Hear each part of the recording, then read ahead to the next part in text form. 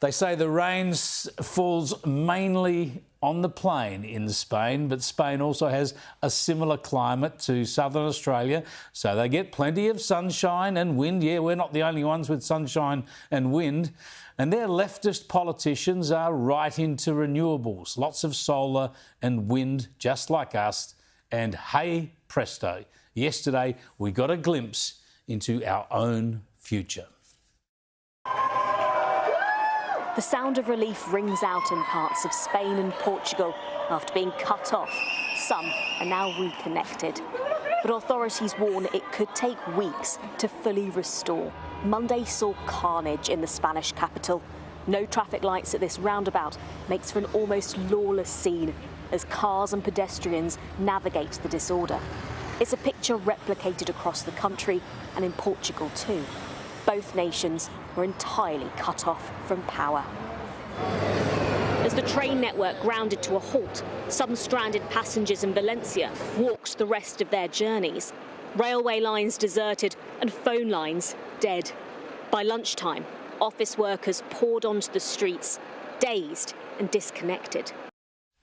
Yeah, we keep pointing out that if you have too much renewable energy in your grid, it can't be stable. We roll out expert after expert to make these points, yet Labor, the Greens and the Teals ignore it all. And they pretend that Australia can be the first country to make a mainly renewables grid work.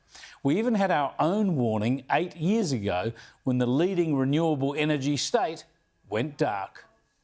This was the centre of Adelaide. Seems like an apocalypse. A city returned to the dark ages. 19 people were rescued from stranded elevators across the CBD. 9 News was there when this mother and her 2 children were freed by the MFS. Many had experienced blackouts before, but an entire state in the dark is without precedent. And what did South Australia do after that blackout? It spent hundreds of millions of dollars on fossil fuel-fuelled generators for emergency backup. Our electricity grid needs baseload power, the kind that renewables can't supply. Otherwise, weather events or power surges can trip the whole system. And when there are blackouts, you need that baseload power to restore the grid. Renewables can't do that. That's what extended the crisis in Spain and Portugal and here in South Australia.